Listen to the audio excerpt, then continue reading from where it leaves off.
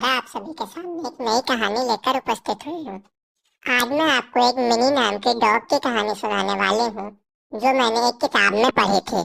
अब आगे आप वो कहानी ध्यान से सुने कि उस कहानी में मिनी के साथ क्या होता है और क्या नहीं होता, और आपको ये कहानी कैसी लगेगी ये आप कमेंट सेक्शन में मुझे जरूर बताना। मिनी परेशान है।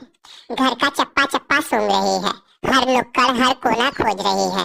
तेजी से एक कमरे के निकलती और दूसरे में घुस जाती। गैलरी बरामदा उसने कोई भी जगह नहीं छोड़ी। अब जैसे लॉन में छानबीन कर रही है, कभी दांतों से घास को काटती है, फिर उगल देती है। कभी जमीन को पंजों से नोचती है, कहीं अपनी थूथनी को रगड़ती है, कहीं से टकराने लगती है। अब फिर घर के भीतर आ गई है। श्रृंगार मेज की दराज के पास खड़ी च्याव च्याव कर रही है। मैं उठकर दराज खोलता हूँ। अब अलमारी के दरवाजे खोलने की कोशिश कर रही है।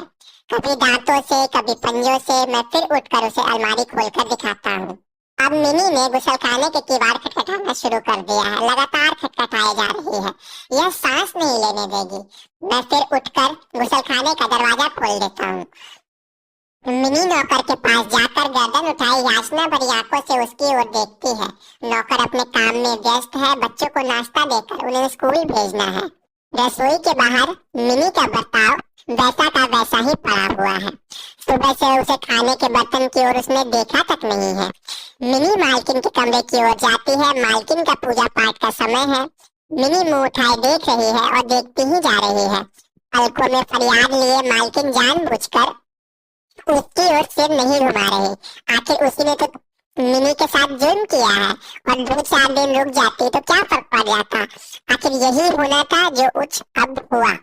बेचारी मालकिन भी तो सच्ची है। 5 और पिल्ले कैसे पालती। एक अकेली मिनी ही उसे संभाल नहीं सकती, तो वो 5 बच्चों को कैसे पाल सकते थे। उसके चोचले ही पूरे नहीं होते। कभी उसे नहलाओ तो कभी उसे ब्रश करो, कभी उसे जुएं निकालो तो कभी चिड़चिड़ियां। पता नहीं क्या क्या कहाँ से ये मिनी अपने शरीर में ले आती है। और मिनी हताश उदास बाहर सीढ़ियों के पास खड़ी होकर बिलबिला रही है। वह उधर पार्क में बैठी धूप खा रही थी। इधर उसके पांचों के 5 पिल्ले कहीं गायब हो गए। पहले उसने सोचा कि यही कहीं होंगे। हर समय कोई न कोई उन्हें देखने आया करता था। फिर सांझ ढल गई, रात हो गई। सारी रात मिनी अपनी बात देखती रही। मिनी के थनों में दूध उतरता आ रहा है। मिनी विलाप कर रही है। मेरे जी को बहुत कुछ अब होने लगा है। मैं बेचैन हो रहा हूँ। हर बार जब वह रुककर पुकारती है, तब मेरा कलेजा मुंह को आने लगता है। मैं सोचता हूँ हमें ऐसा नहीं करना चाहिए था। इतनी जल्दी भी क्या थी। अभी तो वो मिनी का दूध पीते थे। अपनी माँ से उन्हें अभी कई बातें और सीखनी थी।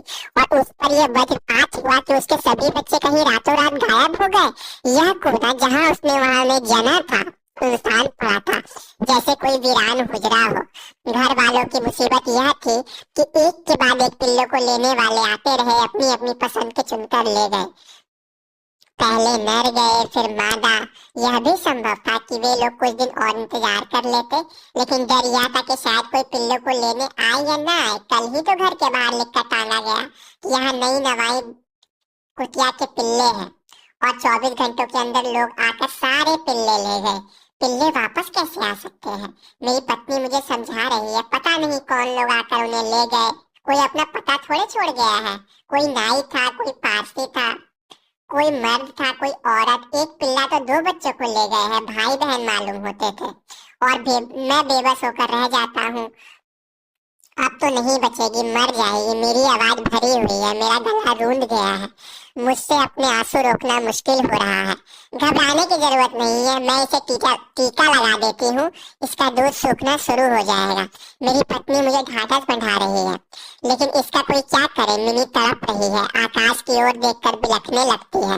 उसकी फरियाद मेरे सीने में कटार की तरह लगती है, जैसे कोई किसी को कचोट रहा हो। मुझसे पिस्ती का कलेश देखा नहीं जा रहा। मैं छड़ी पकड़कर बाहर निकल जाता हूँ। शायद पिस्ती का कोई पिल्ला कहीं नजर आ रहा है। मैं गली गली फिरता रहता हूँ, अपनी बस्ती की हर सड़क पर। कहीं बच्चे किसी पिल्ले के साथ खेल रहे हो। सुबह से दोपहर हो जाती है। मैं घर लौटा हूँ तो क्या देखता हूँ, घास के मैदान का मिनी ने सत्यानाश कर दिया है। जगह